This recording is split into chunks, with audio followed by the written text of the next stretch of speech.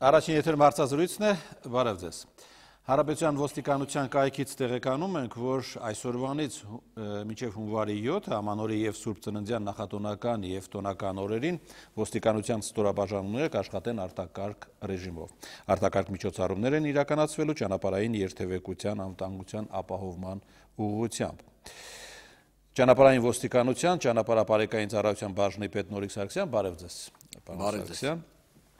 Այս հայտարարությունում նաև ասվում է, որ հատկապես ոգելից խմիչք օգտագործած վարորդների նկատմամբ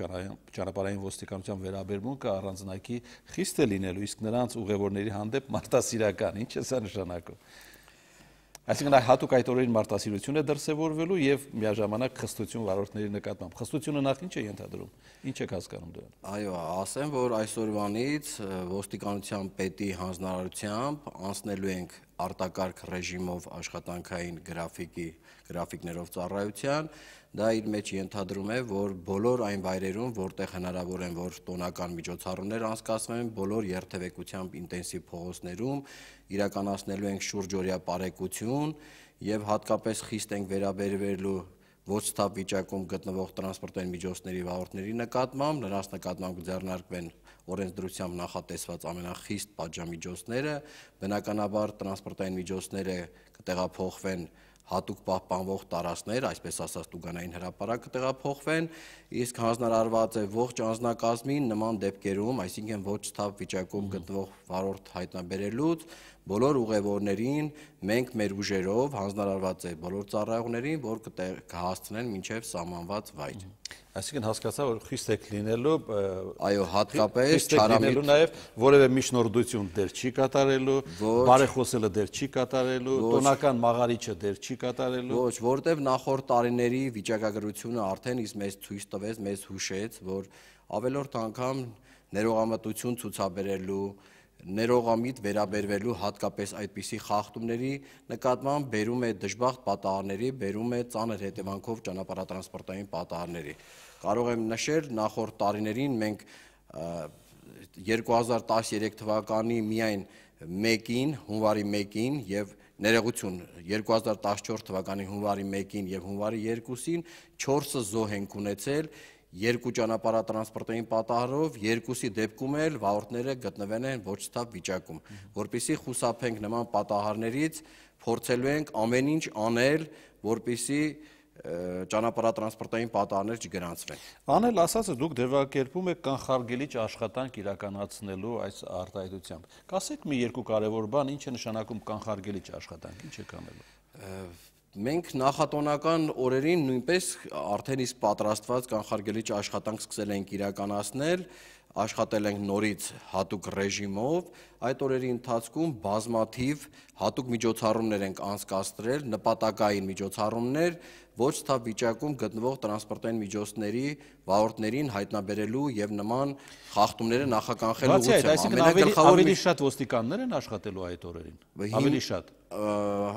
Վաղը երեկոյան, վաղը 31-ի երեկոյան ժամը 12-ից սկսած, այո, ավելի շատ ոստիկաններ են ծառայելու, հատկապես գիշերային հերթափոխերին, որտեղ հիմնականում փորձը ցույց է տվել, որ երեկոյան ժամերին են վարորդները գտնվում ոչ սթափ վիճակում։ Այո, ավելի շատ ոստիկաններ եւ շուրջօրյա պարեկություն վարորդներ, հանկարծ գիշերային, հատկապես գիշերային ժամերին են նրանք հայտնաբերվում։ Խորհուրդ կտայի մեր վարորդներին եւ խնդրում եմ բոլորին, որ գիտակցեն հարցի կարեւորությունը, փորձեն իրենք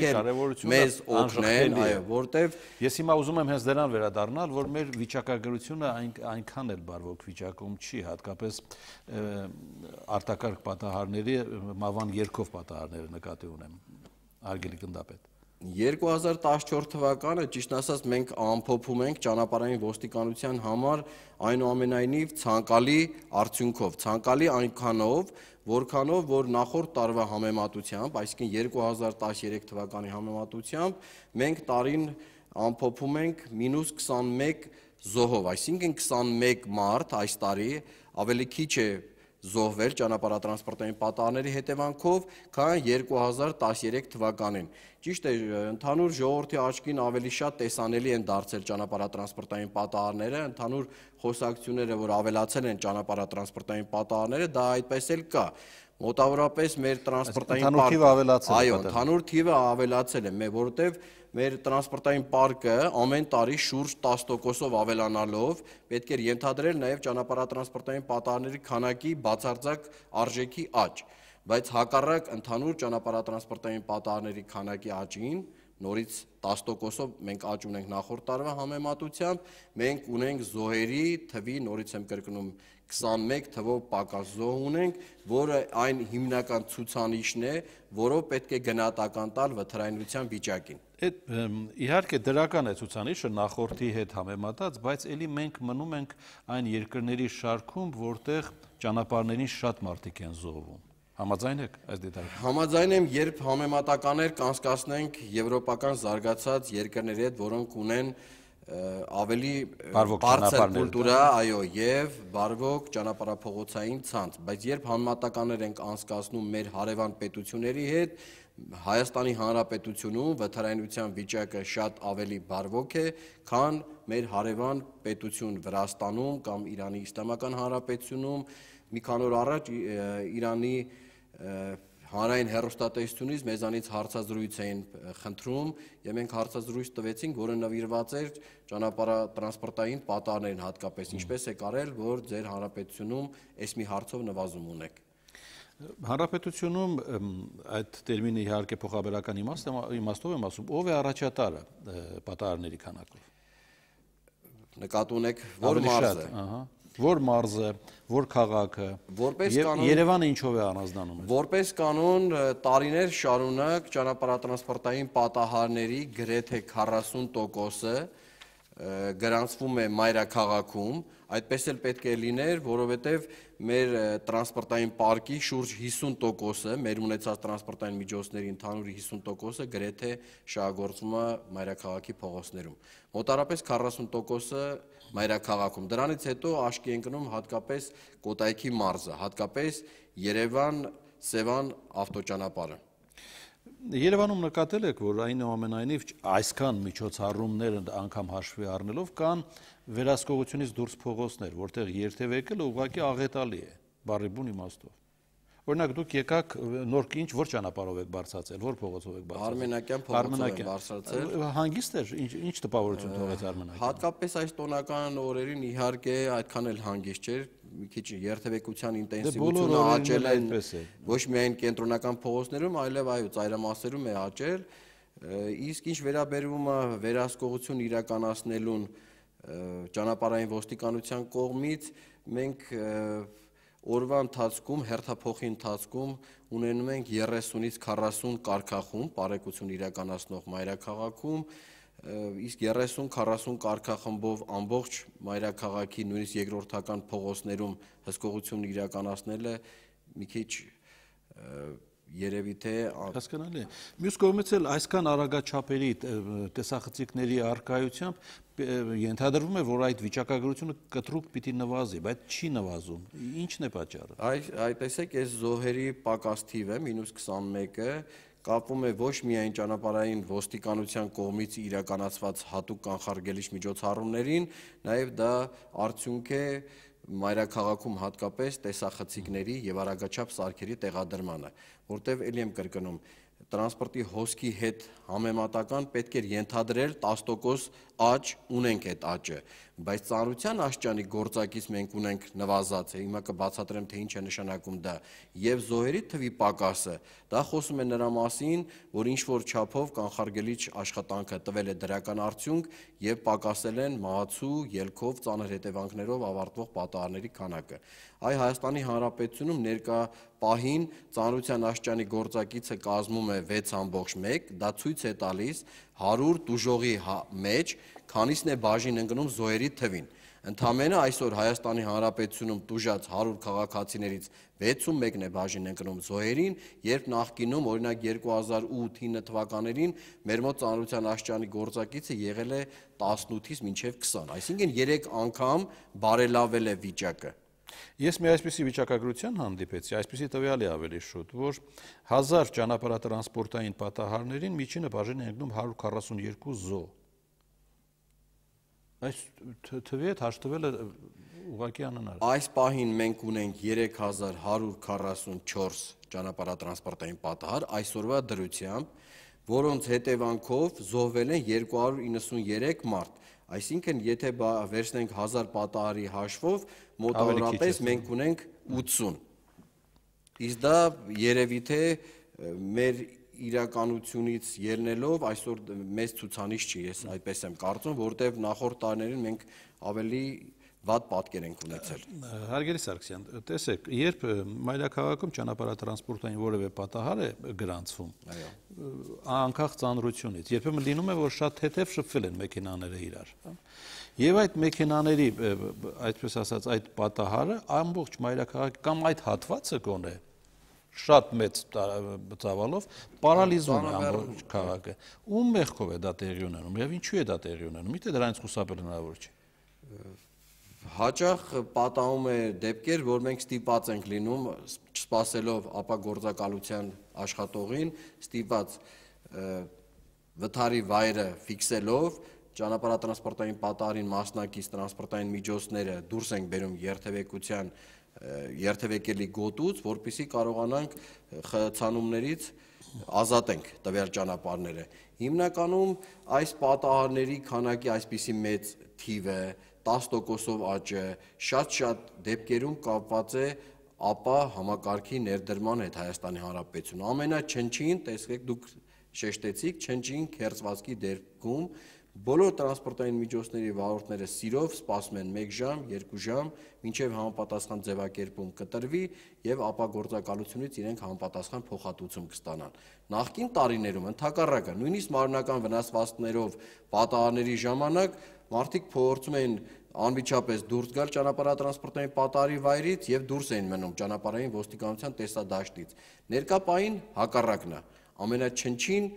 նյութական վնասի դեպքում ժամերով պիտի սպասեն։ Ժամերով սպասում են մինչև ապագործակալ կներկայանա, մինչև իրենք միասին կքննարկեն վարույթ են պահանջում, թե առանց վարույթ է ձևակերպում տվյալ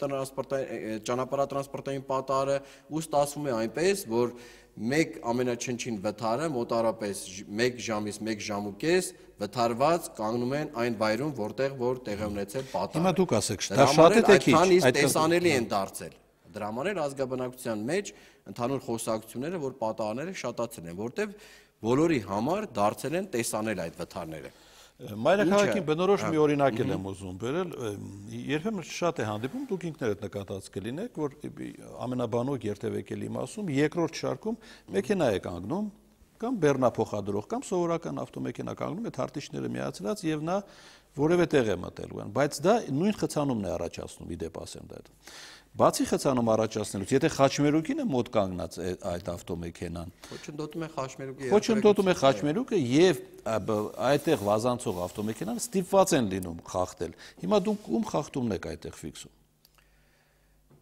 Եթե խոսքը տեսանկարահանվող խաչմերուկի մասին է, ստիպված է լինում հոծ գիծը տրորել, որպեսզի անցնի վար։ Երբ խոսքը վերաբերվում է այն խաչմերուկին, որը տեղադրված է տեսախցիկներ եւ տեսահսկվում է մեր կողմից, պարտադիր ֆիքսում են այն տրանսպորտային միջոցի խախտումը, որը խոչընդոտել է երթևեկությանը։ Մյուսը, ով ստիպված հարկադրաբար խախտում է թույլ տվել, նրա խախտումը չի ֆիքսվում։ Հիմա գանք հենց այստեղից ենթադրվող այդ ակտերին, որ ձևակերպվել են ժամանակին, հիմա կարծես թե մենք սպասում ենք, թե ինչպիսի ներում է սպասվում այդ վարորդներին, կապված ԴՀԿ ծառայությունում արդեն գրանցված է այդ տուգանքներին։ Դուք այստեղ ոստիկանությունը,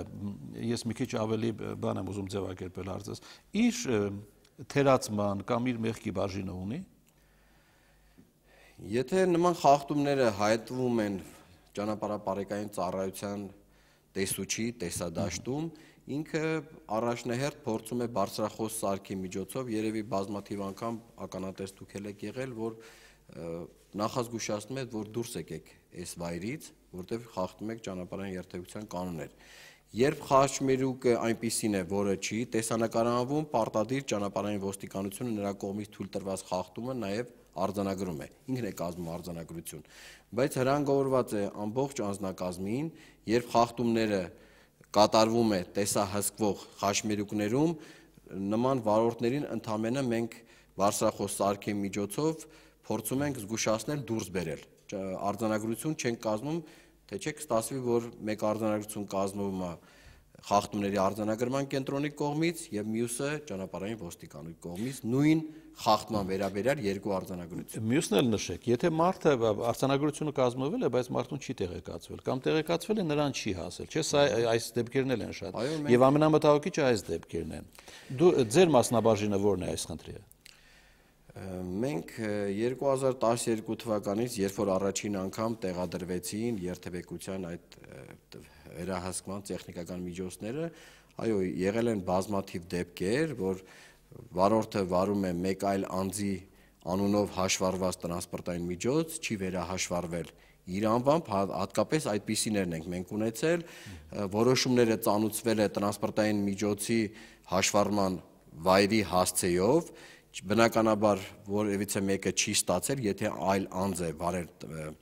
տվյալ տրանսպորտային միջոցը, արդյունքում որոշումները մնացել է կոնկրետ վարողին չծանուցված, իսկ ճանապարհային ոստիկանությունը 2-3 ամիս հետո, երբ որ խախտումը արդեն որոշումը երկամսյա ժամկետից հետո չի մուծվել տուգանքի գումարը, հնգապատկվել եւ օրենքի սահմաններում ուղարկվել է դահակ ծառայություն հարկադիր կարգով բռնագանձելու համար։ Հիմա այստեղ ինչ լուծում կա, դա շատ լուծումը արդեն իսկ երևի թե համարենք լուծված, որովհետեւ մոտ օրերս ազգային ժողովի կողմից օրենք ընդունվեց վարչարարության հիմունքների եւ վարչական վարույթի մասին օրենքում փոփոխություններ կատարելու վերաբերյալ եւ այնտեղ անցումային դրույթներով նախատեսվել են, այսպես ասած, համաներման մասին դրույթներ, մասնավորապես նախատեսվում է երկու ռեժիմ, մեկը մինչև 2012 թվականի հունվարի 1-ը արձանագրված խախտումներով նշանակված տուգանքի գումարը այլևս ենթակա չի գանձման, այսինքն չեն մուծելու տվյալ քաղաքացիները, եթե օրենքի հրապարակման, օրենքի ուժի մեջ մտնելու օրվանից սկսած 6 ամսվա ընթացքում կմուծեն ներողություն, մինչև 12 թվականի գրված արձանագրությունները ընդհանրապես դրանցով գումարը բռնագանձման այլևս ենթակա չի, մուծելու ենթակա չի,